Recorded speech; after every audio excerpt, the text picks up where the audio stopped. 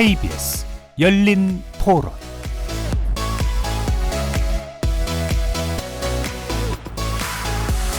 안녕하십니까. KBS 열린 토론 정준희입니다. 중국이나 북한하고 러시아하고 이렇게 공동 연대 의식으로 이렇게 해서 한미하고 맞서는 그런 형국이잖아요. 그런 측면에서 우리는 여기를 더 공고히 해야 된다고 생각해요. 체제가 다르니까 잠재적인 어떤 대립의 상대일 수 있다고 보는데요. 확실한 우군이 항상 있어야 되지 않겠냐는 거예요. 지금 제일 큰 문제는 북한과 관련한 이슈들인데 대한민국이 주도적으로 갈 수 있는 부분들을 국민들한테 공감대 없이 그냥 외국에 가서 도와달라는 식으로만 비춰지는 것 같은 느낌을 받아서 요즘 들어서 점점 북한 그리고 중국, 러시아, 동양이 과감하고 심상치 않다고 생각이 들어서 견제할 수 있는 그런 동맹국이 필요하다고 생각하고 전략적인 관계에서 보면 당연히 미국, 일본, 한국이 군사적으로는 협력이 많이 필요하지 않을까. 세계 국가가 정례화도 하려고 하고 노선은 확실히 정한 것 같긴 한데 중국이 사실 좀 부담스럽기는 한 것 같아요. 경제 쪽으로도 또 보복을 할 수 있지 않을까. 거리에서 만나본 시민들의 목소리 어떻게 들으셨습니까? 어제부터 하반기 한미연합훈련 을지 자유의 방패 연습이 시작되었죠. 미국 우주군과 유엔사 10여 개국 회원국들도 참여하는 역대 최대 규모로 진행된다고 하는데요. 고조되는 북핵 위기 속에 한반도의 군사적 긴장감이 그 어느 때보다 높아지고 있습니다. 이런 가운데 지난주 한미일 3국 정상이 이전과는 다른 차원의 협력과 연대 의지를 밝히면서 캠프 데이비드에서 정상회의를 가졌는데요.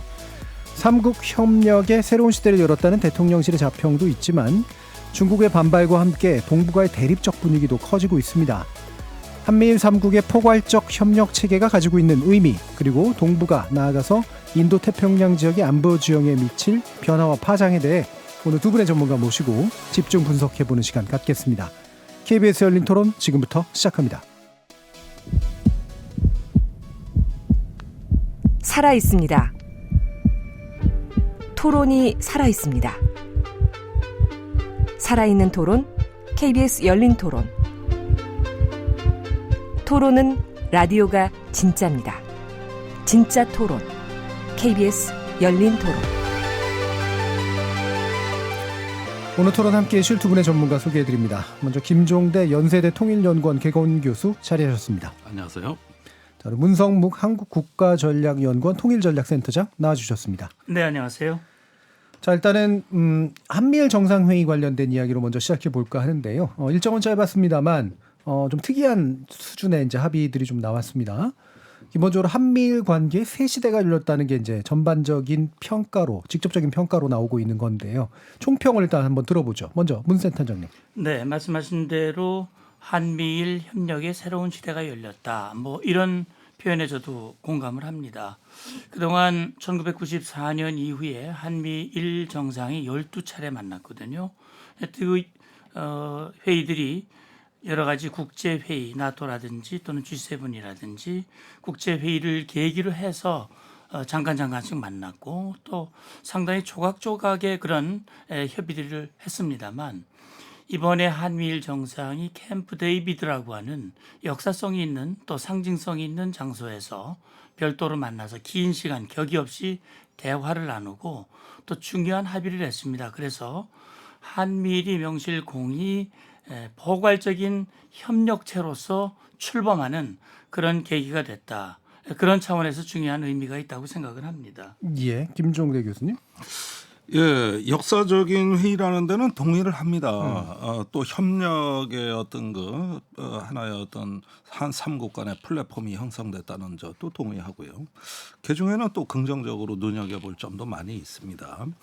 자, 한 두 가지 정도가 문제가 될 것 같습니다. 무엇을 위한 협력인가? 이제 보편적 가치, 법에 의한 지배 다 좋거든요. 그러면은 이것은 더더욱 보편적이고 다자적이어야 되는데 이것이 이제 한미일이 3국이 강하게 뭉치면서 그 반대편을 상정하고 어떤 공동의 적을 상정하는 것이라면은 우리끼리야 한미일 3국 간의 협력이지만은 그 배제되는 어떤 세력하고는 네. 이거는 협력이 아니라 대결과 경쟁이거든요. 그러니까 이런 협력을 어떻게 봐야 될 것이냐 이 성격 문제가 있고요. 두 번째는 상당히 많은 어떤 눈에 보이는 그 좀 괄목할 만한 부분들도 있는 건 사실입니다만은 주로 우리 정부가 강조하는 건 어떤 성과와 이익이거든요.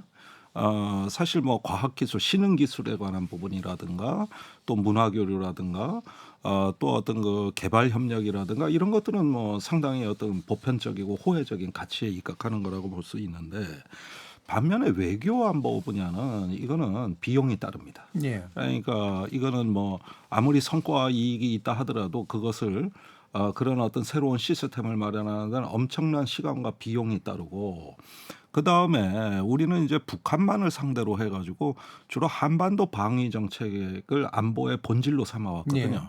근데 지금 남중국해, 대만 걷잡을 수 없이 이 동맹의 성격이 외연적으로 확장됨에 따라 가지고 우리한테 주어지는 책임과 비용은 무엇인가? 예. 그런 것이 대차대조표를 따질 때는 주로 어떤 자산도 따지지만 부채도 따져야 공정한 논의가 되는 거거든요.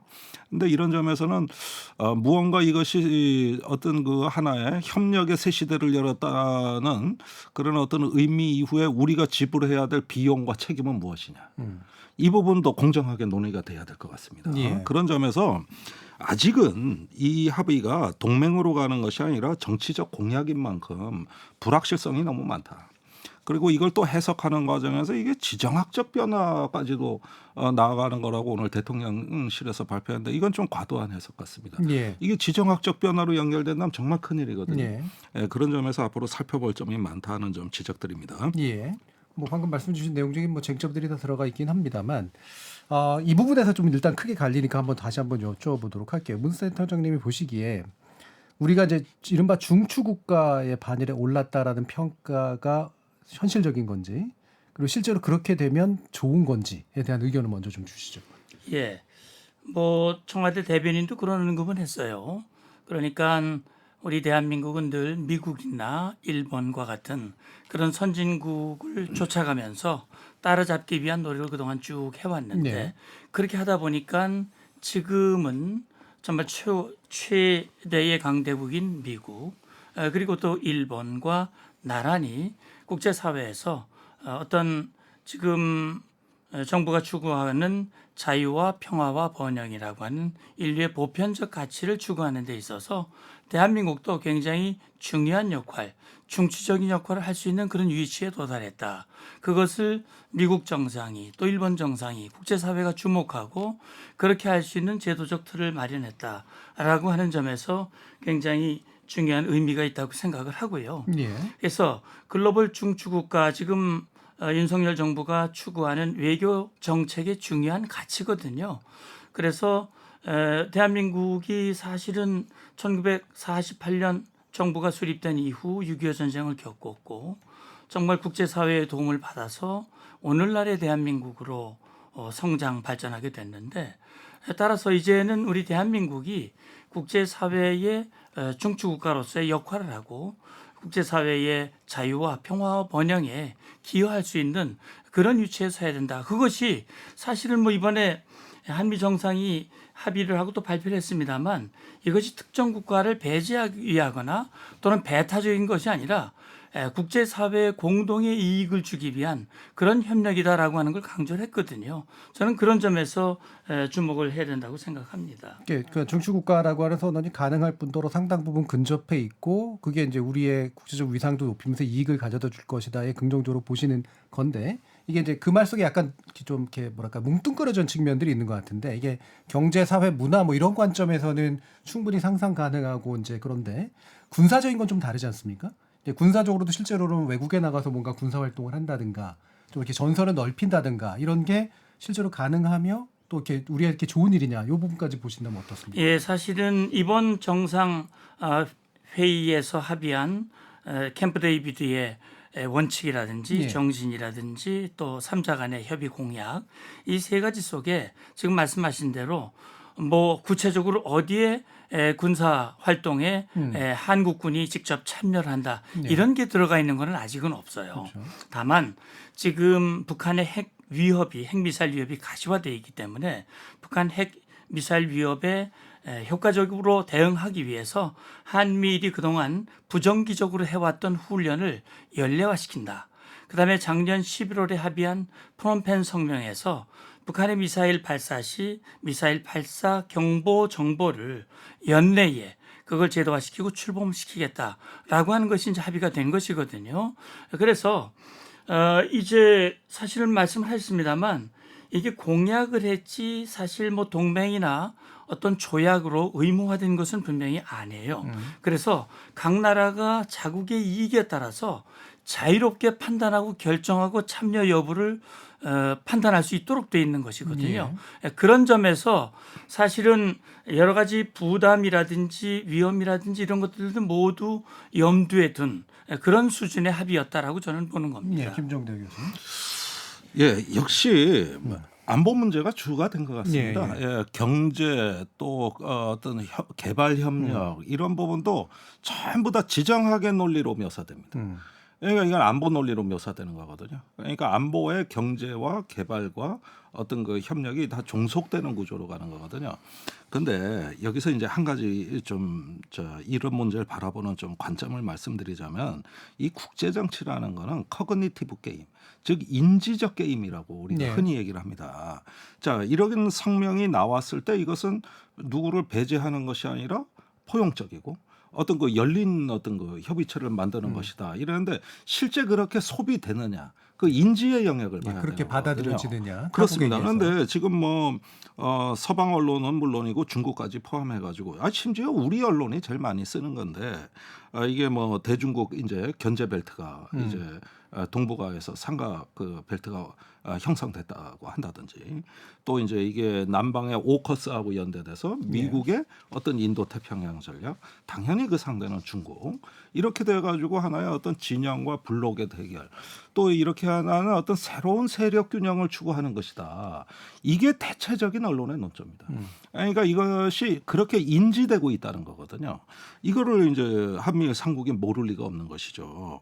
그렇다면은 이거는 조금 어떻게 보면은 단순하게 표현하자면은 자고 일어나 보니 냉전.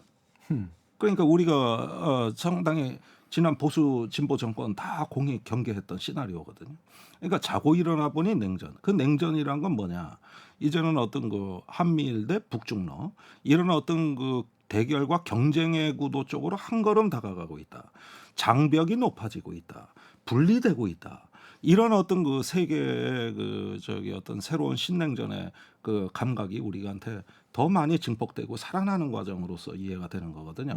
그래서 이 부분을 누구의 책임이라고 이야기하기 이전에 일단은 일본 언론에서 그 오늘 보도된 게 한국이 루비콘강을 건넜다.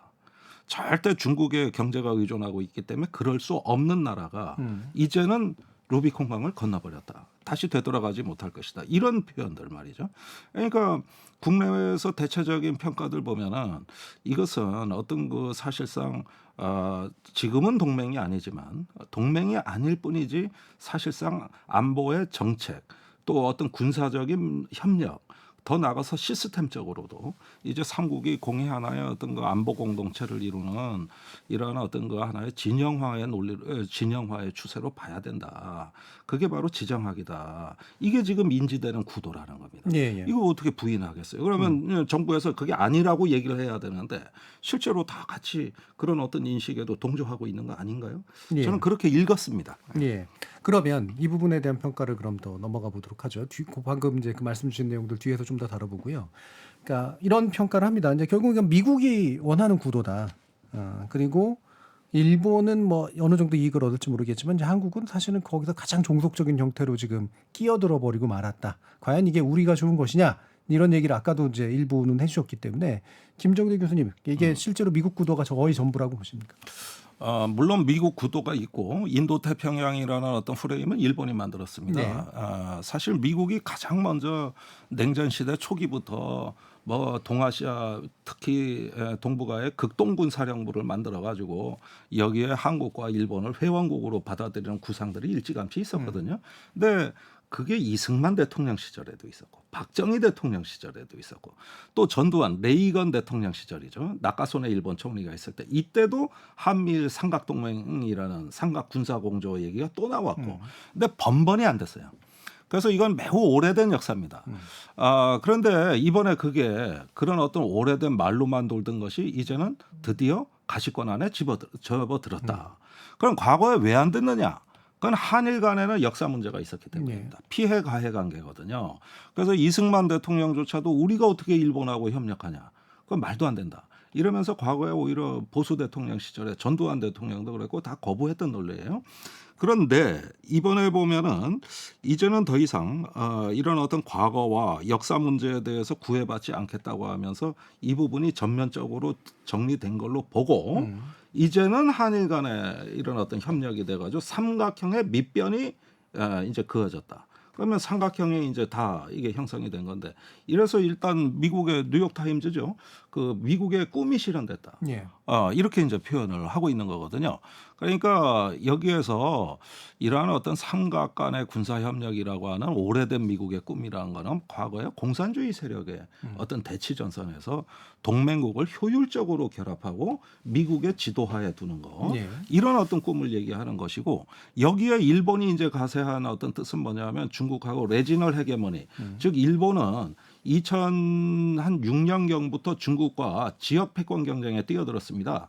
그것에 불을 지른 게 센카쿠 다오디다오에서의 영토 분쟁입니다. 그때부터는 중국과 같이 못 간다는 판단이 섰고 그래서 아베 총리 시절에 인도 태평양 전략 프레임을 내온 거거든요. 그러니까 우리가 지금 가장 늦게 여기에 지금 포함이 돼가지고 그 인도 태평양 전략의 품 안으로 들어간 건데 문제는 이건 해양 전략이에요. 예. 그리고 이제 일본이 생존 전략으로 만든 것이고, 그다음에 우리는 규칙을 결정하는 나라가 아닙니다. 아시다시피 미국이나 일본은 강대국 정치를 오래전부터 했고 대국 정치를 합니다. 말하자면 고수도판에서 패를 돌리는 존재. 예.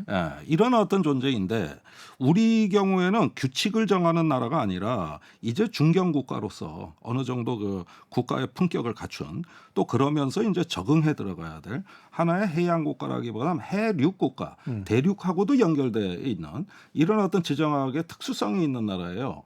그런 해양 전략이 우리 생존 전략에 맞느냐 이걸로 우리가 오랫동안 논쟁을 해온 겁니다. 근데 어느 날 갑자기 이게 다 정리돼 버려요. 예.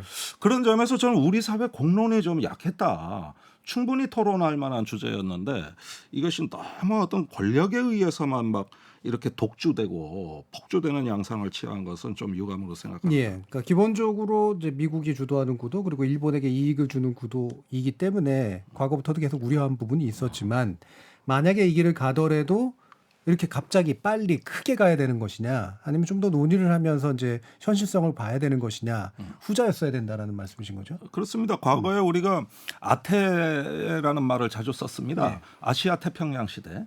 그리고 지금 그 아태 프레임이 최전성기를 구가하고 있습니다. 지금 아세안, 아셈, 아페크 이렇게 어떤 그 아세안 아시아 국가들에 의한 어떤 번영의 연대가 지금 최전성기에 도달했는데 그걸 우리가 신남방 정책으로 또 받아들이고 해가지고 굉장히 그 풍성하게 가까워오고 대륙과 해양을 골고루 균형 있게 접근했거든요. 그런데 이 아태가 어느 날 갑자기 인태로 바뀌었어요. 그러면 이건 프레임의 전환이고 패러다임의 전환이거든요. 그럼 아태가 인태로 바뀌는데 우리가 무슨 수구가 있었으면 무슨 논의를 했을까요? 이건 지식인들이 사활을 걸고 뛰어들었어야 될 논쟁인데 그냥 정부의 구호가 바뀐 겁니다. 그 점이 아쉽다는 거예요. 예. 문센터님. 예, 저는 이런 지금 뭐 인식의 문제, 인지의 문제 뭐 이런 말씀을 쭉 해주셨는데 저는 현실을 돌아봐야 한다고 생각을 합니다. 다시 말하면 지금 우리 대한민국이 처한 위치에서 가장 중요한 것은 우리의 안보를 위협하는 북한 핵미사일 위협이거든요. 그리고 북한의 가시화되는 핵미사일 위협으로부터 우리 안보를 지키기 위한 노력, 물론 한미동맹이 있습니다. 그러나 지금 6.25 전쟁 때도 아시다시피 이 유엔군이 개입을 해서 우리의 자유와 평화를 지켜줬는데 그 유엔군의 병참과 군수와 병력에 지원을 했던 곳이 바로 일본의 유엔사의 후방기지입니다. 원래 유엔사가 일본에 있었죠. 그런데 유엔사가 1957년에 사령부가 한국으로 돌아오면서 후방기지는 그대로 두었습니다. 그러니까 사실 한반도 유사시에 북한의 도발을 억제할 뿐만이 아니라 만약에 억제가 실패해서 북한이 다시 재침하는 상황이 됐을 경우 이때 정말 강력한 우리의 억제와 대응 능력을 확보하기 위해서는 사실은 그 유엔사 후방 기지를 제공하는 일본과의 안보 협력이 필요해 왔어요. 그런데 사실 한일 간의 그런 어떤 과거사 문제, 감정 문제 때문에 이런 문제들이 제대로 되질 않았죠. 저는 그렇게 봅니다. 지금 중국과 러시아가 지금 한미일 안보 협력에 대해서 반기를 들고 뭐 신냉전에 냉기가 돌고 있다 이렇게 비판을 하고 있습니다만 사실 근본적으로 이 상황을 제공한 나라는 바로 북한과 중국과 러시아입니다. 다시 말하면 북한의 핵미사일 위협이 고도화되고 그 위협이 한국과 일본에 위협을 끼치고 있는데 중국과 러시아는 반미연대라고 하는 차원에서 북한을 지지하고 두둔하고 불법 행위를 함께 공조하고 있어요. 최근에 보시다시피 7월 27일 북한에서 열병식이 있었습니다. 쇼이구 러시아 국방장관이 왔고 중국의 고위 대표단이 참석을 했습니다.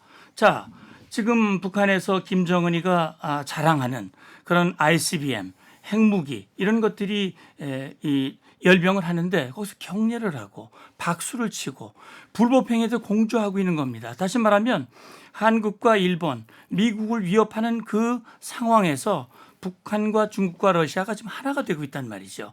자, 이런 위협의 상황 속에서 특히 러시아 같은 경우는 우크라이나를 침공하고 불법 행위를 하고 있습니다. 그리고 그 불법 행위를 중국이 지지하고 돕고 있고 거기에 북한은 또 무기와 군수 지원 협력까지 지금 하고 있는 상황이에요.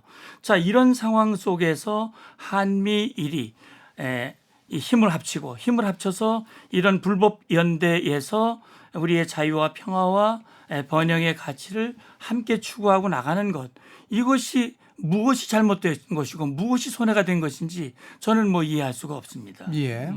이게 좀 더 근본적인 문제이기 때문에 한 번만 더 얘기를 해보죠. 그러니까 방금 말씀은 결국 한미일이 서로 협력하고 식냉전 구도가 형성되는 건 북핵 문제를 매개로 하고 러우 전쟁을 매개로 한 북중러의 문제 아니냐. 그들이 만들어낸 일이다. 거기에서 우리는 대항할 뿐이다. 어떻게 보세요? 그러니까 외교라는 것은 뭐냐면은 어떤 대결과 경쟁이 있을 때 이것을 하나의 어떤 실용적 방법으로 해소하는 거. 제가 아는 외교는 그거거든요. 자, 지금 중국하고 제가 보기에는 헤어질 결심을 하신 것 같아요. 유엔 안보리에서 중국, 러시아가 북한의 제재 결의안에 찬성을 안 했다. 그게 어쩔 수 없는 거 아니냐. 한편 아니냐. 그런데 이거 신중해야 됩니다. 중국이 그러면 북한 핵 개발에 기여하거나 또는 중국이 현재 북한 핵 개발을 나름대로 이용해 가지고 그걸 갖다가 북한을 앞세워서 미국이나 일본을 견제하려는 흐름이 있느냐, 어떤 증거가 있는지 제가 굉장히 궁금합니다. 그리고 저도 그걸 계속 그 대화하러 중국에 많이 가보는데 여전히 중국은 우크라이나 전쟁에 있어서도 회색지대에 있어요. 예. 아직까지 러시아에 군사무기 지원을 안 했습니다. 그러니까 얘들은 다 한패다. 이건 굉장히 도덕적인 판단이거든요. 그 한패 안에서도 이렇게 어떤 그 서로에 대해 가지고 경쟁 협력 하는 부분들이 대결하는 부분들이 다 그 국가 이익에 따라서 예. 분명히 제가 보기에는 살펴볼 여지들이 많고 또 상당히 다릅니다. 그러니까 저도 쇼이구 그 러시아 국방장관이 열병식에 가서 박수 친 거는 좀 위협적으로 봅니다. 사실 지금 가장 신경 써야 될 건 북중러라기보다는 북러 관계가 어떻게 되느냐. 예. 오히려 이게 단기적으로는 우리 안보 비용에 미치는 영향이 더 크다고 봐야 되겠고 의심하게 되거든요.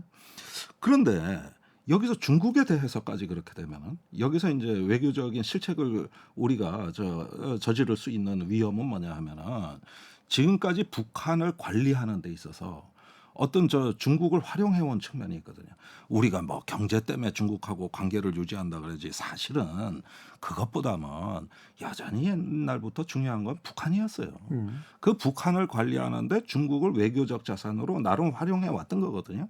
그런데 지금 이제 북한의 핵 위협이 고도화되고 또 날로 이제 그 정도가 심해진다고 하면은 외교적으로 실용적 사고는 뭐냐면 우리 관리할 수 있는 카드, 그 전략 자산은 점점 더 많아져야 됩니다.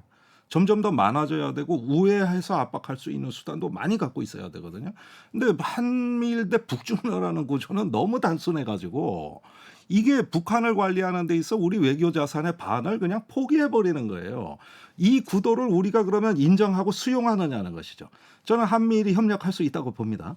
그런데 한미일 대 북중로로 가는 게 우리 생존에 좋은 환경이냐 그러면 그러면 그것을 갖다가 이제는 어쩔 수 없는 현실로 인정하고 거기에 맞춰가지고 우리 그러면은 동맹 강화로 가는 거 외에는 어떤 다른 외교가 필요 없는가?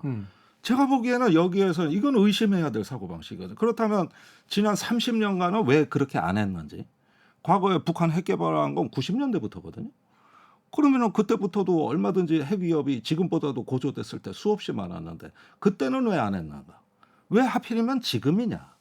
이런 문제들에 대해서 토론하고 싶은 거죠. 예. 또 묻고 싶은 거죠. 예. 다시 근데 저는요. 지금 말씀하신 내용 중에 지금 한미일 대 북중로라고 그랬지만 이번에 캠프 데이비드에서 합의한 세계 문건 어디에 봐도 물론 중국이라는 표현이 들어가 있기는 해요. 여기 그 정신에 보면 우리가 목격한 남중국 해에서의 중화인민공화국에 의한 불법적 해상 영유권 주장을 뒷받침하는 위험하고 공격적인 행동과 관련하여 우리는 각국이 대회에 발표한 입장을 상기하며 인도 태평양 수역에서의 어떤 일방적 현상 변경 시도에 반대한다. 그러니까 중국이 남중국해에서 무인도를 불법 매립을 하고 영유권을 주장을 하고 있고 그다음에 최근에 해안 경비대입니까? 이용해서 필리핀 군함에 물대포를 쏘고 이런 일련의 행동들 그런 국제사회 질서를 흔드는 행동에 대해서는 강력히 반대한다는 입장을 분명히 취했지만 예. 사실은 아시다시피 미국도 중국과 완전히 척을 진 거 아니거든요. 실제 최근에 이블링컨 외교장관이 국무장관이 중국을 방문을 했고요. 그래서 물론 이 경쟁도 하지만 그러나 적절히 그 위기 관리를 하기 위한 그런 노력들을 계속 하고 있습니다. 완전히 분리시킬 수가 없는 거거든요. 또 기시다 총리도 그런 얘기를 했습니다. 하반기에 중국과의 관계 관리 유지를 위해서 최선의 노력을 다 하고 있고 지금도 하고 있다라고 얘기를 했습니다. 그럼 우리도 그럼 중국과 척을 진 거냐? 그거 아니죠. 여러 다방면의 형태로 외교장관도 만나고 각계각층에 만나서 이 협의가 이루어지고 있는 거거든요. 그래서 지금 정부가 뭐 중국을 버렸다, 러시아를 버렸다, 저는 거기에 동의하지 않습니다. 그러니까 한미일의 협력을 강화하면서도 동시에 중국에 대해서는 지금 정부가 얘기했듯이 상호주의 원칙과 국제법 질서 여기 틀 내에서 중국과 협력을 적극적으로 강화해 나가겠다라고 하는 입장을 분명히 가지고 있기 때문에 저는 뭐 중국을 버렸다 또는 러시아를 버렸다 북한에 대해서도요 이번에 분명히 그렇게 얘기를 했습니다. 물론 이 훈련을 강화하고 이런 문제도 나오지만 이 대화를 통해서 문제를 해결하겠다고 하는 입장을 분명히 얘기를 했어요. 그 북한에 대해서 완전한 비핵화를 위한 공약을 재확인하고 핵 미사일 프로그램을 포기할 것을 촉구한다라고 얘기를 했고요. 대한민국의 담대한 구상의 목표를 지지한다라고 얘기를 했고 저는 여기서 분명한 이 표현 보면 자유롭고 평화로운 통일 한반도를 지지한다라고 하는 이 내용은 이번 이 정신에서 합의한 내용 중에 굉장히 의미 있는 부분이라고 봅니다. 그래서 저는 뭐 중국을 버렸다, 러시아를 뭐 어떻게 했다, 저는 그건 지금 외교 정책과는 좀 다른 얘기라고 저는 봅니다. 잠깐만요. 그런데 좋은 말씀이신데 러시아는 강력히 규탄했죠. 이번에 어떤 불법적인 침략 전쟁을 한 러시아를 강력히 규탄하고 우크라이나를 지지하는 메시지는 뭐 너무나 선명하게 들어갔기 때문에 그거는 러시아에 대해서는 거의 뭐 버렸다는 표현도 솔직히 말해 부족합니다. 그건 뭐 나토 정상회의, G7 정상회의 너무나 그거는 오랫동안 이게 쌓여왔던 문제이기 때문에 저는 논쟁의 여지가 없다 이렇게 생각을 합니다. 우리한테 저기 가장 애매한 구석은 중국인데 이게 왜 그런가 한번 살펴보면은 작년에 이제 한덕수 국무총리께서 중국은 꼬라박는다 이런 어떤 속된 표현도 쓰셨고 최상목 그 경제수석이나 추경호 경제부총리는 일찌감치 어떤 사실상 우리가 들리기엔 탈중국 선언과 비슷한 저 중국과 흑자 보는 시대는 끝났다는 표현까지 이렇게 하시고 이게 연이어서 이제 나왔어요. 그리고 나서 지금 한중 간에 누가 뭐 누굴 버리고 말고 뭐 이런 얘기를 따지기에 앞서 가지고 지금 거의 저기 외교적인 어떤 대화는 단절 상태라고 해도 과언이 아닙니다. 박진 외교부 장관께서 이제 중국하고 몇 차례 외교장관 회담을 한 거는 사실입니다만은 제가 중국 현지에 가서 보면은 우리 정재호 주중대사 역할이라든가 또 그 이후에 저기 그 통상 어떤 무역 관계 대화가 한중 간에 한 건도 없었고 지금 제일 한중 간에 시급한 거는 지금 경제적인 현안들이 굉장히 많거든요. 예. 이 부분에 대해 가지고 거의 대화라고 할 만한 거는 흔적조차 본 적이 없고 그 다음에 또 그 외에도 저기 어떤 그 문화적인 어떤 문제라든지 또 보건 협력이라든지 기후 위기 협력이라든지 지금 이 동아시아 지역에서 우리가 협력으로만 풀어갈 수 있는 그 많은 다양한 주제들에 대해서 한중 간에 어떤 생산적 논의도 진행된 적이 없다. 그리고 한국에서 우리 기업이나 교민들이 빠르게 위축되거나 철수하고 있다. 제가 옛날에 국회에 있을 때 상해 우리 교민이 한 2만 5천 명 됐거든요. 지금 1만 명 선이 위태롭습니다. 빠르게 줄어들고 있고 그 다음에 이제 한민족의 우리 생활권이 주로 대륙으로 영토를 확장해 왔잖아요. 중국, 러시아로 이렇게 많이 확장하면서 우리가 황금의 30년 시대를 열어왔는데 그것이 이제 역방향으로 다시 국내로 다시 유입되고 있거든요. 예. 즉 한민족의 생활권 자체가 축소되고 있는 겁니다.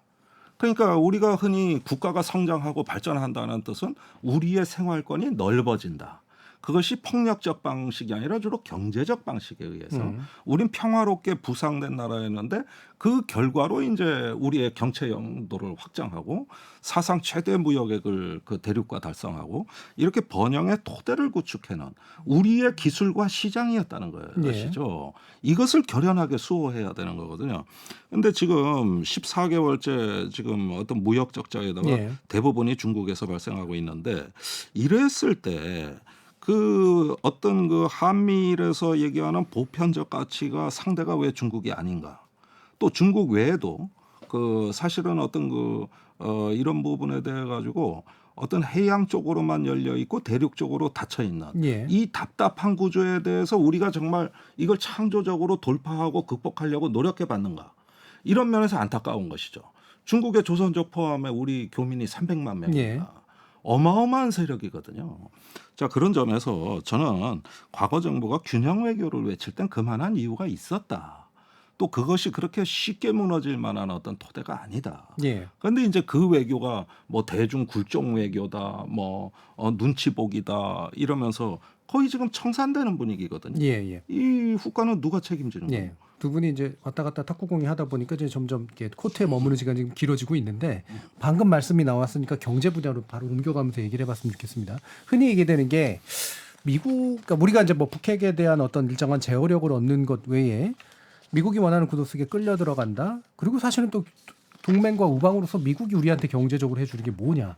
중국을 잃는 대신 주는 게 있느냐. 이게 이제 흔한 비판들이잖아요. 이 부분엔 얘기 더 해주시죠. 예, 뭐 사실 경제 분야는 뭐 제가 잘 모르기 때문에 구체적인 내용을 해드리기는 좀 제한이 될 수밖에 없습니다만 저는 그렇게 생각을 합니다. 지금 이번에 합의한 내용들 보면은 이제 경제 분야에서 뭐 폭넓은 대화의 주체들이 협의체가 나왔지 않습니까? 보면은 이제 재무장관 회의를 처음으로 가지게 됐다라는 그런 얘기가 나오고 상무 산업장관 간 연례적으로 만나는 협의도 새롭게 출발하겠다라는 그런 합의가 들어가 있거든요.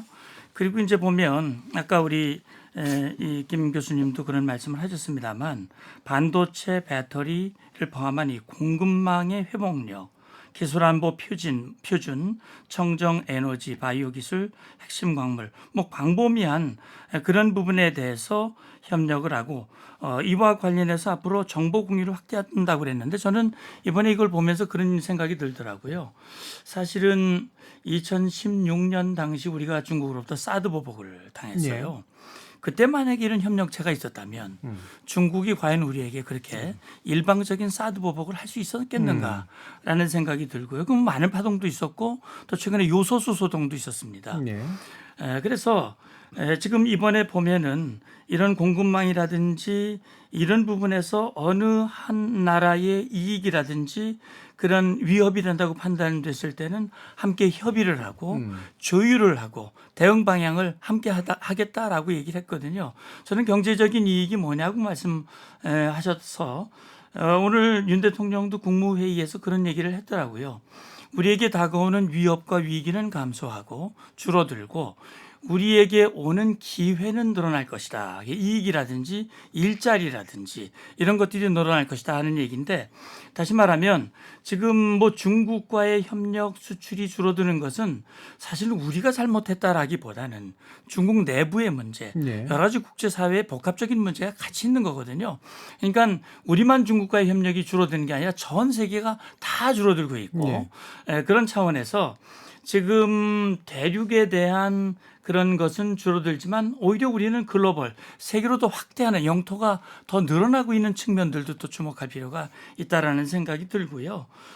이 국제사회, 특히 이번에 이제 보면 한 언론에서 미국과 일본과 한국과 일본 세 나라의 GDP가 32조 달러다. 미국이 26조 정도 되고 일본이 한 4조, 우리가 1조 뭐 몇천억. 그렇게 해서 지금 따지고 보면 미국의 경제력이 어마어마하지 않습니까? 미국과의 이런 협력을 확대하고 강화하는 것이 결과적으로 우리에게는 여러 가지 분야에서 우리 경제에 이익을 줄 수 있다라는 그런 생각이 들고, 당장 우리 국민들에게 피부에 와닿거나 하지 않을 수 있겠습니다만, 그러나 앞으로 이것을 잘 관리하고 합의를 이행하는 과정에서 그것이 가지화될 수 있다라는 그런 기대감이 있습니다. 예. 그러면 물론 이제 이 분야가 이제 전문가는 아니시니까, 원래 또 국방안보 쪽이시니까 짧게만 그냥 다시 더 여쭈면, 아직은 가시화가 안 됐는데 이제 가능성이 충분히 높다라고 보신 거잖아요. 네, 그렇습니다. 호혜적이다라고 불릴 수 있는 가능성이 조금이라도 보이는 영역이 혹시 있다면 어떤 부분이라고 보십니까? 예, 지금 여기 보니까요. 지금 그 발표된 자료에 보면 지금 미국이 IRA라고 하는 법안을 발표를 했지 않습니까? 예. 그래서 이제 그것이 우리 나라에 상당히 불이익을 주지 않겠냐라는 우려들이 많았었어요. 예. 실제로 불이익을 주고 있죠, 지금. 예, 그런데 이제 보니까요. 현대가 미국의 전기차를 판매하는 과정에서 이 자가용이 아닌 사업용 그런 판매를 해가지고 보니까 늘었더라고요. 보니까 전기차의 수입이 지금 보면은 이 미국의 싱크탱크인 피터슨 국제경제연구소에 따르면 미국의 한국산 전기차 수입이 2012년 6월에서 2023년 5월 사이에 32억 달러로 집계가 됐는데, 2021년 9월에서 2022년 8월 기록한 18억 달러의 1.7배가 늘었다는 거예요. 그래서 이건 뭐 미국 이 연구소에서, 싱크탱크에서 낸 통계니까 저는 이것이 맞지 않을까 하는 생각이 드는데, 어쨌든 이 전기차 배터리 산업 같은 데서 우리 한국의 기술과 노하우가 이 정평을 받고 신뢰를 받기 때문에 오히려 미국에서 한국 이 기술과 한국의 배터리를 더 사용하려고 하는 그런 움직임이 지금 일어나고 있다고 저는 그렇게 들었습니다. 예. 그것이 이제 전기차를 리스, 그러니까 정식으로 판매가 아니라 리스차의 경우에 혜택을 받은 거예요. 그러니까 여기서 반짝 경계가 있었던 건 사실이죠. 그러나 IRA의 본질이 뭡니까? 이것의 본질은 그 중국산 원재료나 광물을 사용하지 말라는 거거든요. 그 배터리도 사용하지 말라 그러고. 지금 70 내지 거의 90% 품목에 따라 약간 다르지만 우리나라가 그 배터리 원료라든가 그 이런 부분들 중국에 의존하고 있잖아요. 사실 배터리는 중국 기술이 세계 최고잖아요. 중국을 빼고 배터리 공급망을 이야기하는 게 불가능하잖아요. 거의 전 세계 제가 알기로는 40% 공급을 하는 걸로 알고 있고, 적어도 그 배터리의 그 칸막이 셀이라든가 그 원재료 가공 능력에 있어서는 중국의 비교 우위가 확실한 걸로 알고 있습니다. 그러면은 반도체는 아직 서방이 유리하지만 배터리는 중국이 유리하거든요. 그러면 이게 IRA법의 핵심이라고 하면은 이제 본격적인 어떤 그 판매 경쟁이 붙었을 때, 작년에도 우리 전기차 순위가 지금 계속 하락했던 게 바로 이 법안 때문인데, 거기에다가 세부 시행안까지 좀 제대로 투명하게 냈으면 우리 기업이 대비할 틈이라도 있는데 지금 그것도 모호하거든요. 그러니까 이거는 앞으로 해결이 안 된 문제다. 그런데다가 여기에서 자꾸 그 IRA 그 배터리 협력 이걸 강조하자는 뜻은 더 강하게 규제하겠다는 뜻으로 우리한테 받아들여지고, 그다음에 그것도 있습니다. 5G, 6G에서 오픈랜 방식을 적용한다고 그랬거든요. 이 이야기도 청천벽력 같은 얘기인 게, 지금 우리나라 5G 세계 최초로 상용화한 나라입니다. 그리고 중국의 화웨이 장비를 썼어요. 예. 일부 이동통신사가 아직도 쓰고 있습니다.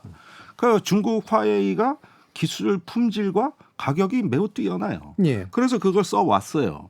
그런데 이것이 사용된 기지국 지금 다 뽑아버려야 됩니다. 예. 그리고 여기서 오픈랜이라는 건 뭐냐면은 기지국이 아니라 이렇게 한 개 주파수 대역에 여러 개 밴드가 활동해가지고 오픈 방식으로 하게 되면은 그 화웨이 장비를 안 써도 자유롭게 이동통신 사업을 할 수 있는 이런 방식을 이야기하는 건데 이거는 화웨이 퇴출 전략이에요. 이 자체는 아무 경제성도 없어요. 예.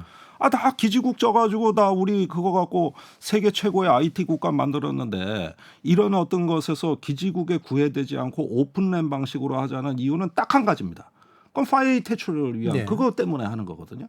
여기에도 상당한 전환 비용이 들 것이고 그다음에 반도체는 제일 심각합니다. 이게. 지금 어떤 공급 측면에서 따지면 반도체 제조를 한미일이 협력해서 하는 건 저는 있을 수 있다고 봅니다. 그런데 그건 만드는 공급 얘기지 수요가 있는 거 아닙니까? 시장이 어디에 있는 거냐? 그러면 반도체는 어디에다 공장을 짓는 거냐 하면은 고객이 있는 곳에 공장을 짓는 겁니다. 예. 시장이 있는데 공장을 짓는 거예요. 근데 그 시장이 중국인데 거기에 공장 앞으로 짓지 말라는 겁니다.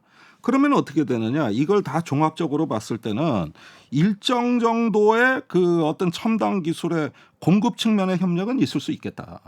그러나 문제는 시장 없는 공급이 무슨 예. 소용이 있으며 또 그 공급에서조차 중국을 빼는 게 가능하냐 이 얘기거든요. 한 말씀만 짧게 드리자면 이 대체제로 중국의 대체제로 아세안을 강조했습니다. 그런데 대체제 맞습니까? 아세안도 중국의 공급망 안에 들어가 네. 있어요. 거기 가봤자 거기도 중국하고 다 얽혀 있는 공급망이에요. 근데 중국이 아닌 아세안으로 간다고 해서 이게 대체된다? 이거는 착각입니다. 이거는 환상이고 예. 경제인들은 다 안 된다 그래요. 하다못해 최태원 그 SK그룹 회장 저 얼마 전에 대한상공회의 소장이 제주 포럼에서 뭐라 그랬냐? 중국 외에 대체 시장은 없다. 예. 그것을 분리하고 나면 한국 경제에 엄청난 어려움과 혼란이 초래될 거다. 아주 비장한 얘기를 하잖아요. 기업인들이. 그 현실은 현실 그대로 남아있다. 요 점 꼭 강조해드리고 싶습니다. 알겠습니다. 자, 그래서 경제 분야 관련된 또 내용은 수요일 토론을 통해서 좀 더 집중적으로 좀 해보도록 하고요. 오늘은 일부를 통해서 북핵 문제를 중심으로 한 이제 군사적 대치냐 아니면 좀 더 이제 가능성 있는 협력이냐 그리고 경제 분야에서 과연 우리가 얻고 있는 것은 무엇이냐 이 부분을 간단하게 좀 짚어봤습니다. 이어지는 2부에서 이런 한미일 협력 관계가 과연 어느 수준까지 안정화 단계로 오를 수 있을 것인가 한번 평가해 보도록 하죠. 여러분은 지금 KBS 열린 토론과 함께하고 계십니다. 토론은 치열해도 판단은 냉정하게 복잡한 세상을 바꾸는 첫걸음은 의외로 단순할지도 모릅니다. 평일 저녁 7시 20분 당신을 바꾸는 질문 KBS 열린 토론 정준희입니다. KBS 열린 토론 한미일 캠프 데이비드 정상회의 내용과 결과에 대해서 이야기 나누고 있는데요. 문성묵 한국국가전략연구원 통일연구센터장, 김종대 연세대 통일연구원 개공교수 이렇게 두 분과 함께하고 있습니다. 자, 이번에는 이제 2부 첫 순서에서는 한미일 협의체가 미국에게 있어서 또는 이제 뭐 각자에게 있어서 얼마나 중요하고 안정적인 다자협의체의 틀을 갖추게 될 것인가 이 부분에 대한 이야기를 좀 해보려고 하는데요. 이게 뭐 이를테면은 이제 우리 편이 더 세, 니네 편이 더 세, 뭐 이 얘기를 경쟁하듯이 하려고 하는 게 아니라 실질적으로 한번 객관적인 비교를 한번 해보자라고 하는 그런 정도의 의미입니다. 문성묵 센터장님 어떻습니까?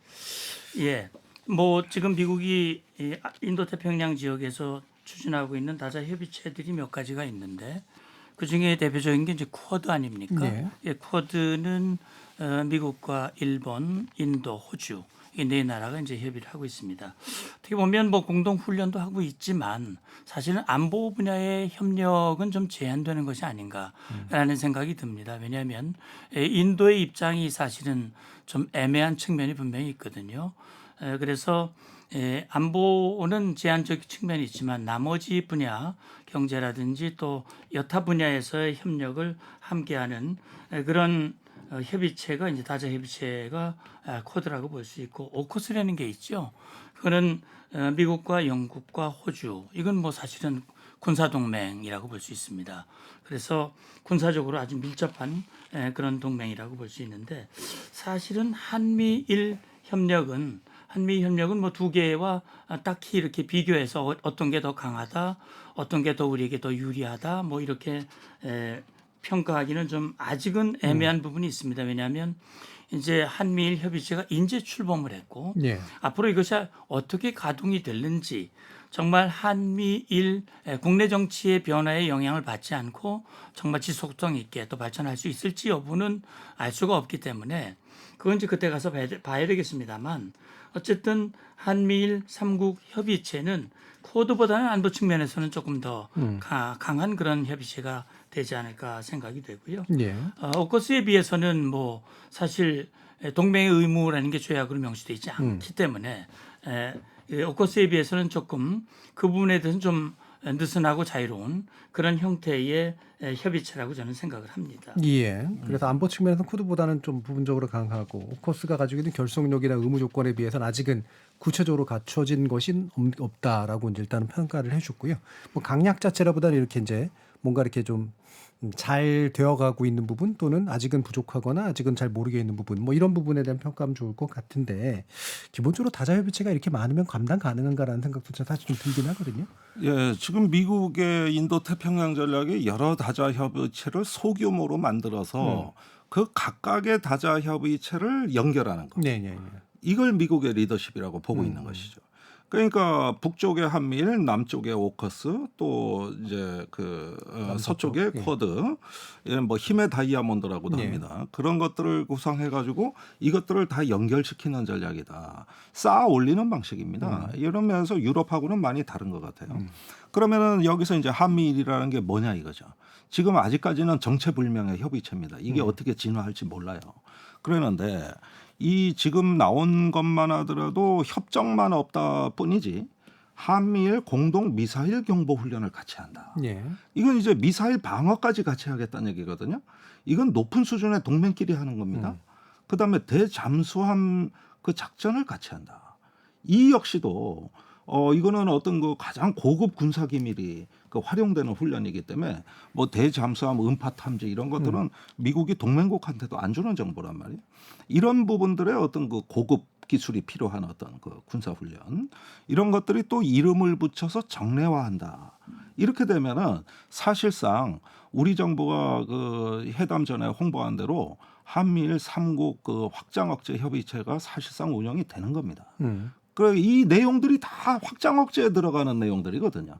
그런데 이제 단지 동맹이 아니라고 이야기하는 뜻은 뭐냐 하면은 각자 국내법 절차가 있어요. 예. 그러니까 뭐 조약을 체결하게 되면은 각자 의회 심사를 받아야 되는데 의회 동의도 없이 와가지고 이렇게 확 일 저지르면 각자 그 국내 정치에서 어려움을 겪을 거고 네. 사실 OECD 국가 중에 제일 지지율 낮은 3명이 모였습니다. 3명 합쳐야 지지율 100%예요. 그러니까 어떻게 보면은 국내 정치에도 이 어떤 넘어야 될 또 어떤 논쟁적 사안이 있고 하니까 결국은 정치가 앞길을 막은 겁니다. 예. 그래가지고 이제 협정이 아닌 걸로 했지만은 제가 보기에 실 내용들은 이렇게 다 구성이 돼 있다. 그러면 이것은 거의 확장 억제 협의체다 사실은. 그리고 훈련을 같이 하고 정보 공유하는 걸로 만족할 리는 없잖아요. 정보를 보고 같은 데이터를 봤으면 행동을 통일해야 될 거 아니에요. 그러면 남중국해나 뭐 대만이나 이런 데서 뭔 일이 일어났을 때 그동안에 연습하고 훈련했던 힘이 나올 거 아닙니까? 예. 그게 뭐냐 하면은 공동의 대응 내지는 공동의 규칙 이런 것들이죠.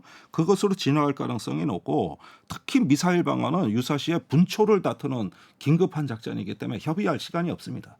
따라서 이거는 공동의 어떤 교전 수칙이라든가 공동의 대응 방침을 내와야 되는 거거든요. 예. 그게 바로 동북아인비입니다. 그러니까 이런 부분들로 이미 상당 부분 진척이 됐다.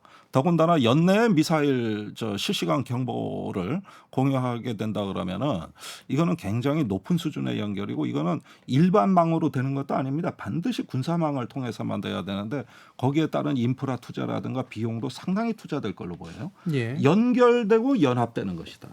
이렇게 하면서 공동의 어떤 대응으로 나가는 것이다.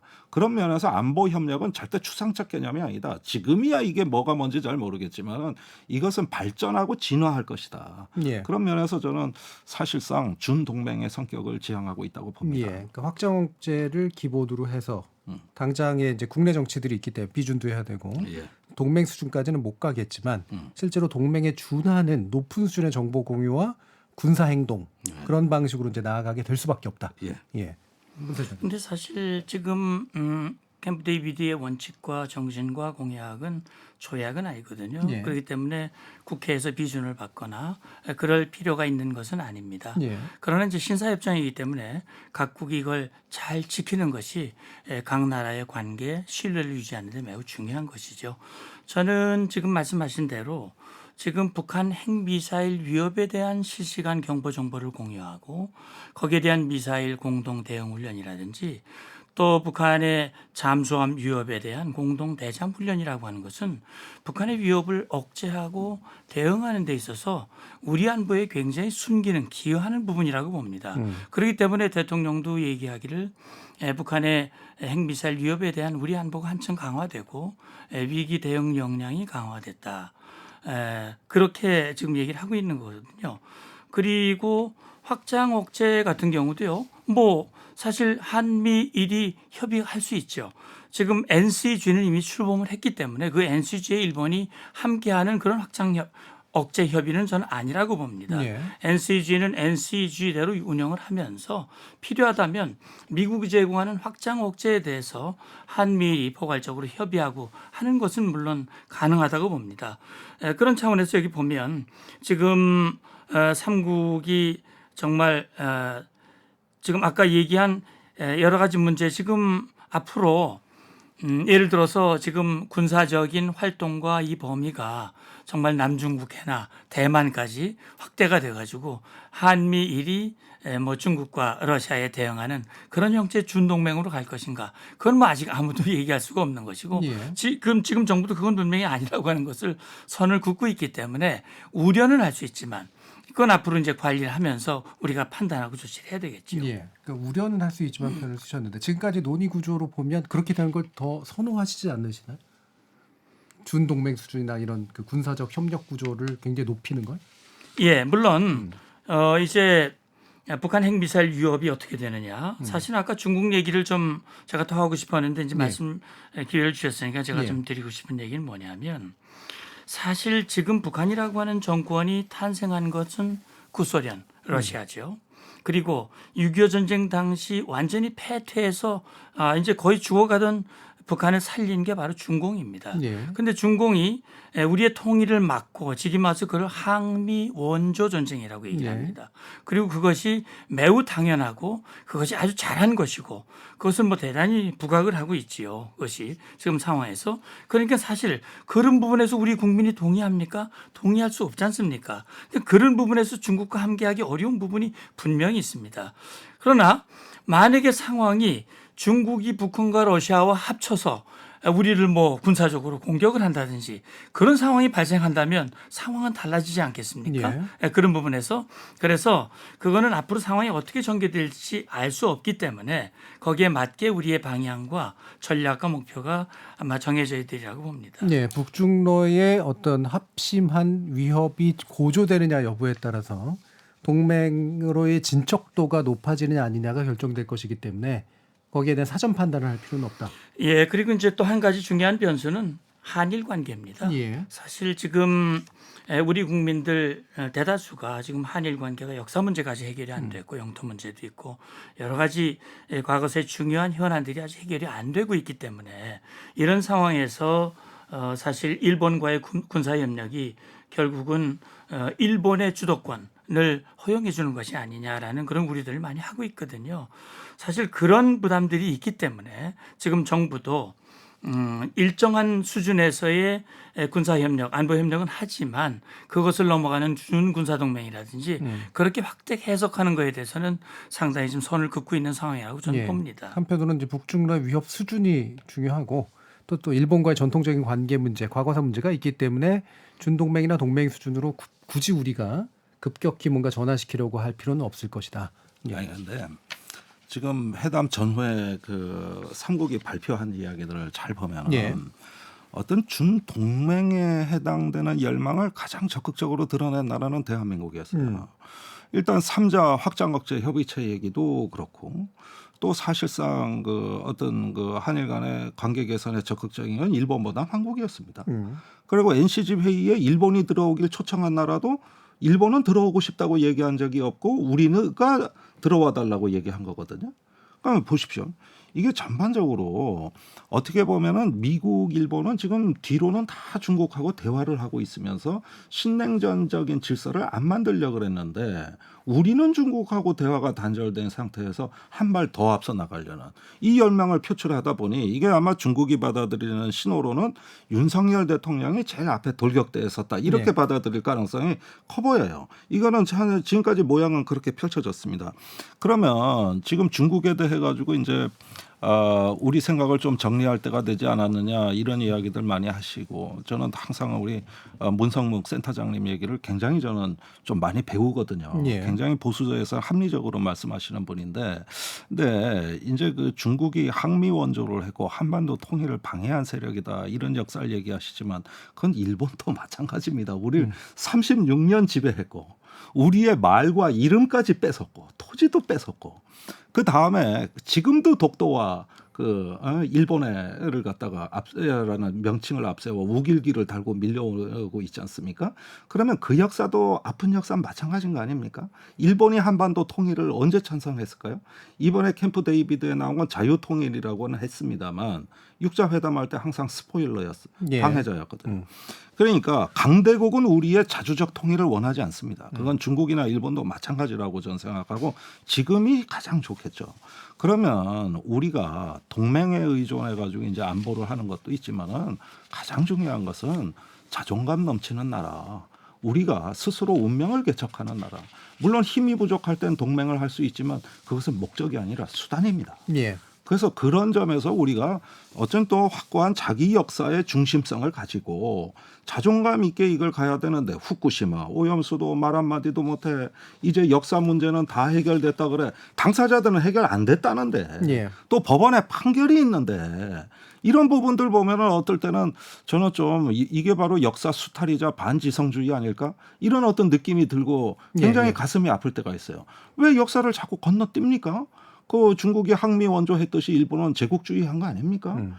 이런 부분에서 중요한 것은 우리가 가고자 하는 길은 미국, 일본의 길이나 중국의 길도 아닙니다. 대한민국은 대한민국의 길을 가야 되는 것이고 북한 핵이 아무리 무섭더라도 그건 두려움의 대상이 아니라 극복의 대상입니다. 예. 그런 면에서 조금 우리 생존의 결기를 가지고 동맹을 하나의 어떤 수단으로 이렇게 잘 활용해야지 이 동맹이 목적이 되면 안 된다. 예, 전 예. 그 점입니다. 자, 그러면 이제 시간이 많이 남진 않아가지고 북한 문제가 결국 또 우리한테 관심이기 때문에 뭐 북핵 문제는 일부 앞에서 얘기를 좀 나눴으니까 지금 이제 그 3자가 이제 이야기를 나누면서 이제 인권 문제를 이제 북한의 압박 수단으로 삼겠다라고 하는 정도의 이제 논의가 표출이 됐죠. 그랬더니 또 북한은 최근에 이제 월북한 이제 미군 사병이죠. 킹 이병이 이제 그 인권의 문제를 안고 있었다라는 식으로 이제 응대를 하고 있는데 이 상황을 어떻게 이해해야 되는 건지 먼저 김 교수님 말씀 주시죠. 저는 뭐 이 문제는 단기간에 풀기 어렵다고 봅니다. 네. 항상 그 북한에 억류된 미국인 문제는 장기간의 협상이 있었고 호락호락 내주지 않았습니다. 더군다나 이번에는 자발적으로 올라간 사람입니다. 억류시킨 것도 없어요. 판문점에서 뛰어 올라간 일종의 어떤 탈영병이죠. 네. 자기는 망명객이라고 얘기한다는 거예요. 지금 북한에서. 그러니까 뭐 유엔사 입장은 그게 망명인지 아닌지 검증해봐야 되겠다 그러지만 일단 자발성을 부인할 수는 없는 거 아니겠습니까? 그런 면에서는 이 문제는 장기화가 되는데 단지 인도적 차원에서 그 안위와 또 본인의 의사를 존중해야 되는 어떤 인도적 원칙이 있기 때문에 이 자체는 협상의 의제가 충분히 될 수 있다. 그래서 제가 보기에는 북한은 지금은 때가 아니지만 내년에 미국 대선이 있습니다. 사실 오히려 북한이 이 전략의 판을 계산하는 데 있어 가장 중요한 번수는 누가 보더라도 내년 미국 대선이다. 네. 거기에 트럼프 기원할 가능성도 무시할 수가 없다. 네. 이런 점들을 가지고 이제 전략적 대비를 할 것 같고 어떤 한국에 대해서는 좀 관심을 거둔 것 같고 반면에 이제 일본은 북한에 정상회담을 제안해 놓은 입장이에요. 이런 것들까지 보면서 어떤 시점에서는 반드시 대화의 장으로 나오는데 그때 이제 유리한 전략의 판을 계산하겠죠. 예. 그런데 지금은 아닌 것 같고 아마도 내년이 되지 않을까. 이건 제 예상입니다. 그럴 때 이번에 그 월북 주한미군 킹 이병이죠. 예. 이 이병에 대한 어떤 신병 문제도 사실 북한 입장에서 볼랄 땐 굴러들어온 폭덩어리예요. 예. 그러니까 얼마든지 써먹을 수 있는 전략 카드가 생겨버린 거예요. 예. 한편으로는 이제 킹 이병이 스스로 차별을 겪었다 하면서 불만을 표시했기 때문에 인권 문제에 대한 공격 수단으로 쓰고 그렇죠. 반격 수단. 예. 또 한편으로는 차후에 이제 송환할 거냐 말 거냐의 문제 가지고 협상 수단으로 쓸 것이다. 그렇죠. 인권 문제는 자꾸 이제 중국이나 북한에 대해서 우리가 인권 문제를 얘기하는데 저도 인권 문제는 제기해야 된다고 봅니다. 그러나 어떤 북한에서의 어떤 그 자유권, 생명권, 그다음에 어떤 행복권이 있을 거 말입니다. 그런데 정치적 자유 인권만 따질 것이 아니라 그 북한의 자체의 어떤 올해 닥칠 식량 위기라든가 또 어떤 코로나19 때 보건 위기라든가 이런 부분은 우리가 무관심했던 건 사실이거든요. 특정 인권만 자꾸 선택적으로 강조하다 보니까 이게 정치 공세처럼 비친다. 우리는 북한 주민 자체를 접근해 들어가는 게 어떨까?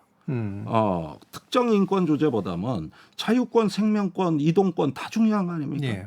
그 자체를 중시하는 조금 더 확장된 인권 개념을 좀 수립했으면 하는 바람입니다. 그러니까 북한에 대한 인권에 의한 공격이 주로도 이제 체제를 위협하기 위한 것이지 북한 인민의 인권을 확장하려는 노력은 아닌 것 같다. 인민의 인권 뭐 이런 것도 좋은 표현 같아요. 알겠습니다. 문세대. 이제 트래비스 킹 이병이 올라간 지 한 달 만에 북한 입장을 발표했거든요. 짧은 성명이 나왔습니다.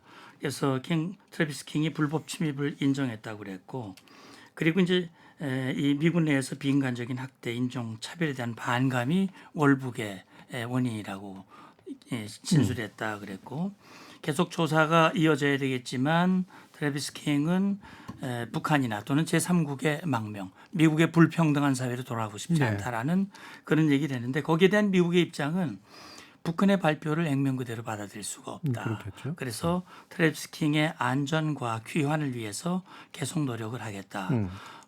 김 교수님 말씀하신 대로 북한은 이 트래비스 킹 카드를 최대한 활용을 할 겁니다.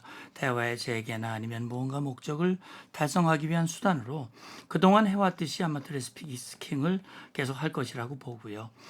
저는 그렇게 생각합니다. 북한이 정말 인권을 중시한다면 이 트래비스 킹에 대해서 영사 접근권이라든지 조사하는데 협조를 하는 게 좋다고 저는 봐요. 김정은이 아주 자신의 위치를 보여주는 거니까 그렇게 해야 되는데 그렇게 할 수가 없는 게 북한의 입장이겠죠. 저는 이제 북한 주민의 인권 문제에 대해서 저는 대북 정책의 핵심이 저는 인권 문제가 된다고 봅니다. 결국 핵 문제도 인권이거든요. 북한이 북한 주민들의 인권을 사실은 도외시하면서 비용들을 이쪽으로 쏟아붓기 때문에 북한 주민들이 어렵고 극복을 못하고 있는데, 그래서 지금 김 교수님 말씀하신 대로 정치적인 것뿐만이 아니라 그 북한 주민들의 먹는 문제, 또 보건 문제 이런 것들을 함께 해결할 수 있는 그런 노력을 해야 되는데 사실은 그런 제안을 많이 했지만 북한 정권이 안 받아들였거든요. 지금도 우리가 그런 노력, 대화가 열려 있지만 북한은 대남 관계를 대적 관계로 전환하면서 지금 호응을 하진 않고 있습니다. 그럼에도 불구하고 북한 정권이 저지르고 있는 인권 탄압의 실상 이런 것들을 국제사회에 알려주고 이 데이터를 계속 차곡차곡 쌓는 것은 북한 정권이 더 많은 인권 탄압을 하지 못하도록 막게 만드는 그런 지속적인 노력 중에 하나라고 봅니다. 그리고 말씀하신 대로 북한 주민들의 필요를 채우기 위한 그런 우리의 노력, 국제사회의 공조 이건 매우 저는 중요하다고 봅니다. 제가 이제 아까 말씀하신 내용 중에 하나만 좀 보태드리고 싶은 것은 중국과 일본이 똑같이 우리들을 향한 침략의 역사가 있었고 그랬지만 중국은 지금도 항미 원조를 주장하고 그걸 강조하고 한국을 미국으로부터 떼어내기 위한 그런 시도를 끊임없이 하고 있습니다. 이건 뭐냐면 과거 중국이 한반도에 가지고 있었던 주도권을 확보하려고 하는 의지를 분명히 가지고 있는 것이거든요. 그래서 뭐 쌍중단, 쌍궤병행 이렇게 하면서 한미연습을 중단하도록 만들기 위한 그런 주장을 계속하고 있는데 일본은 지금 우리와 자유민주 이 가치를 함께하고 있습니다. 물론 역사적인 문제에서 이견이 있습니다만 그래서 중국과 이 일본을 같은 선에서 해석하는 것은 저는 좀 유의해야 된다라는 생각을 합니다. 예. 뭐 이 부분이 혹시라도 좀 길어질 수 있습니다. 혹시 뭐 아니 그 독일의 총리가 최근에 폴란드의 홀로코스트 그 시설에 가서 연설하고 참배하면서 역사적 사죄는 끝이 없다 그랬어요. 네. 일본은 역사적 사죄는 끝났고 사죄도 아니었다. 예. 사죄할 필요도 없다. 이렇게 얘기하고 있습니다. 그게 일본 주류예요. 아니 어느 정도 이제 과거 문제를 극복하고 봉합했다고 하면 저는 이해는 해요. 근데 역사 부정이나 역사 수탈은 새로운 도발입니다. 이게 어떻게 독일하고 일본의 품격이 같습니까? 그런 면에서 저는 어떤 일본하고 협력할 것이냐. 저는 국제적 보편적 가치를 지키는 일본하고 같이 협력하는 거 대찬성입니다. 그러나 국수주의 일본은 아직 협력할 대상이 아니라고 봐요. 지금 두 가지 얼굴 다 갖고 있어요. 예. 네. 이건 무원칙한 협력이 초래할 비극이다. 그런 면에서 우리가 엄정하고 원칙 있는 태도가 필요한 것이지 뭘 덮고 넘어간다? 뭐 해결이 됐다 대충 넘어간다? 이런 태도는 정말 역사에 대해 겸손하지 못한 태도고 진정성도 없기 때문에 지속 가능성에 문제가 생길 거라고 저는 봐요. 예. 시간이 많이 남아서 이 부분은 이제 마무리 지을까 하는데요. 뭐 마무리 발언 한두 번 정도 왔다 갔다 할까 하는데 결국은 이제 지금은 이제 그 대한민국의 지금 대통령의 입장은 이제 압도적 어떤 우위, 군사적 우위라든가 이런 걸 강조함으로써 그게 이제 평화를 이끌어낼 수 있는 유일한 길이다 이제 이렇게 보는 거고 그걸 통해서 이제 한미일의 어떤 군사적 협력 체계를 강화하는 쪽으로 지금 방향을 잡은 거 아닙니까? 그러면 이제 지금 뭐 여러 가지 흘러나온 얘기로는 북한의 이제 군사적 긴장감이 굉장히 좀 높아지고 있다. 그래서 국지적 충돌 내지 이런 사이버 공격이나 이런 식의 것들까지도 지속적으로 좀 늘어날 것으로 이제 보이는데 과연 이제 이 길이 어디로 향할 것인가? 적어도 중단기적으로 분명히 대화의 문은 열어놨겠지만 대화를 할 것 같지는 않고요 서로가 어떻게 이제 전망하시는지 문 센터장님 먼저 좀 말씀 주실까요? 예. 북한의 태도를 보면 작년과 좀 다른 부분을 볼 수 있습니다. 네. 작년에 뭐 미사일 80발 이상 미사일을 쐈고 또 한미연합 연습할 때도 뭐 중간중간마다 계속 반발을 하면서 도발을 했는데 금년은 도발의 빈도나 수위가 상당히 차이가 있어요. 작년하고요. 최근에도 북한이 말로는 뭐 불만을 제기하고 그렇게 얘기를 했습니다만 그것이 어떤 이유인지는 정확히 알 수는 없습니다. 그것이 뭔가 북한이 계산을 하고 수위와 이 방법을 조절하고 있는 것인지 아니면 작년에 너무 힘을 쏟아붓고 이제는 그것을 다시 추가하기가 제한되는 여러 가지 상황이 있는지는 저는 알 수 없습니다만은 저는 북한이 지금 추진하고 있는 강대강 정면 대결의 구도 계속되기는 저는 어렵다고 봅니다. 북한 내부의 어려움도 있고요. 여러 가지 김정은이 처한 여러 가지 상황으로 봤을 때 저는 일정 수준의 도발을 하리라고 봅니다. ICBM이라든지 또는 SLBM이라든지 이런 도발을 하겠습니다만 극단적인 상황으로 가는 그런 도발은 북한이 향후에 자기들이 선택할 수 있는 선택지를 염두에 두고 하지 않을까. 저는 그래서 내년 미국의 대선이 북한의 어떤 선택지의 중요한 판단 기준이 아닐까라는 그런 생각을 해봅니다. 대선 결과가 네. 예. 뭐 이게 왜 대선 전에 뭔가 관심을 끌기 위해서 도발을 하는 패턴 이런 것도 좀 있었잖아요. 뭐 그런 것도 있을 수 있었죠. 예. 네네. 저는 올해 가장 충격적인 게 화성 18형 미사일이에요. 예. 고체 연료 미사일이거든요. 고체 연료 ICBM이 어디서 갑자기 튀어나왔냐. 아무리 북한이 그동안에 뭘 북극성이다 뭐다 고체 연료 개발해서도 ICBM은 다릅니다. 일정 정도 수평 비행을 할 수 있는 이 기술력을 갖춰야 되는데 분명히 이건 제가 보기에 갑작스럽게 출현한 거예요. 저는 배후에 러시아를 의심 안 할 수가 없어요. 지금 이게 우리는 이제 안보를 압도적 힘의 우위로 동맹을 통해서 구축하겠다 그러면서 우리 자신의 문제를 이렇게 자꾸 강조하는 경향이 있는데 안보는 상대가 있는 거잖아요. 근데 저쪽도 뭔가 작용이 있으면 반작용이 있는 거거든요. 그게 저는 북러 협력이고 이거는 우리에게 최대 위협이다. 어떻게든 우리가 관여해야 될 영역이 남아 있는데 놓친 거 아니냐. 그걸 실기한 거 아닌가. 이런 점에서 동맹은 한 축이고 또 다른 한 축엔 저들이 동맹을 맺지 못하도록 하는 거. 나는 동맹은 맺되 적이 동맹을 맺지 않도록 하는 거. 이 두 가지 저 계책이 다 있어야서 싸움에서 이기고 예. 어떤 안보를 달성하는 거지. 그 한 가지 계책만 있으면은 그래서 손자병법의 위대한 장수는 이겨놓고 싸운다 그랬습니다. 다 이겨놓고 그 다음에 전쟁을 하는 것이다. 근데 우리가 지금 어떤 거 압도적 힘에 의한 압도적이고 우월한 전쟁 이런 이야기를 하면서 굉장히 어떤 그 저 북한에 대한 압박 전술은 하고는 있습니다만은 손자병법에서는 그런 것보다는 지피지기하라 그랬거든요. 예. 그런 면에서 굉장히 지혜롭게 갈 수 있는 또 균형 있게 살피는 전략이 돼야지 줄 서는 전략이 되면 안 된다. 지금은 매우 민감한 시기다.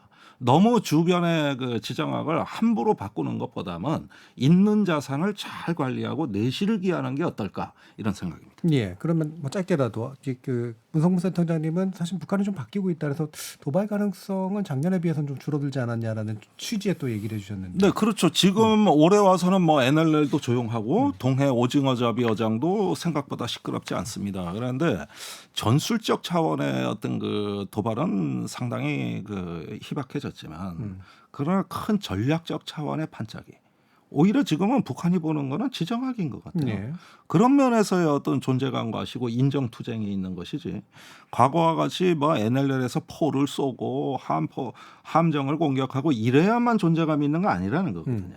그런 점에서는 우리가 지금 북한이 보여주고 있는 현란한 스펙타클, 그 하나의 어떤 군사적인 어떤 그 메시지가 많이 진화한 건 사실이다. 그런 점에서 이걸 좀 눈여겨봐야 되는데 가장 큰 변수는 미국 대선, 그다음에 우크라이나 전쟁의 향방, 예. 그다음에 이제 더 나아가서는 대만과 한국 총선도 내년에 예정돼 있습니다.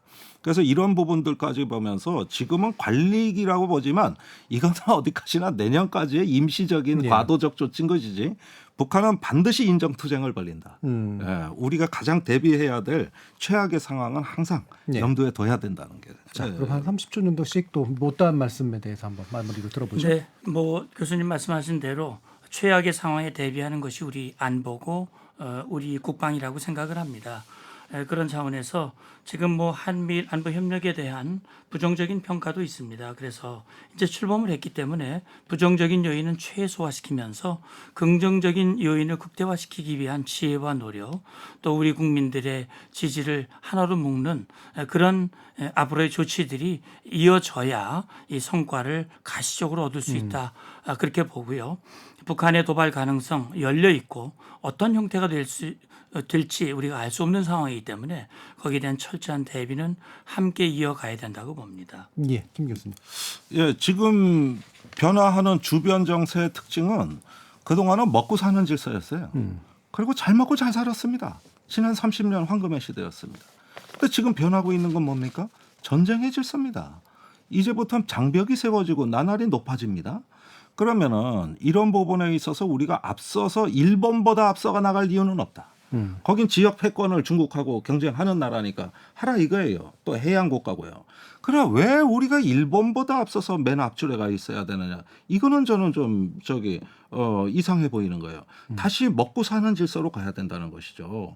그런 면에서 경제보다 안보가 중요하다 그러면서 이제는 경제 안보라고도까지는 신종어까지 나왔는데 이러면은 사실은 우리가 지난 30년간 평화와 번영의 토대를 자기 부정하는 격이 되는 거거든요. 그래서 안보가 중요하지 않다는 게 아니라 함부로 일단은 역대 정부를 통해서 굳건하게 지켜온 우리의 어떤 경제 영토는 포기하지 말자. 예. 절대 그거는 지혜로운 자세가 아니다. 그래서 먹고 사는 문제, 민생의 문제가 그것도 안보다. 이런 생각을 갖고 이제는 균형을 찾길 바랍니다. 예. 자, 오늘 KBS 열린 토론은 이것으로 모두 마무리하겠습니다. 오늘 함께해 주신 두 분, 김종대 연세대 통일연구원 개공교수 그리고 문성묵 한국국가전략연구원 통일전략센터장 두 분 모두 수고하셨습니다. 감사합니다. 감사합니다. 감사합니다.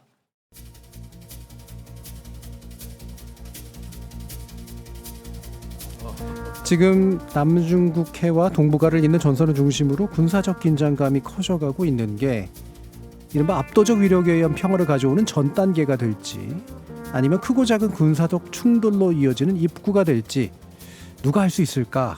결국 일은 벌어지고 나야 아는 걸까? 무척 궁금하기도 하고 불안불안하기도 합니다. 참여해주신 시민논객 여러분 감사합니다. 지금까지 KBS 열린 토론 정준이었습니다.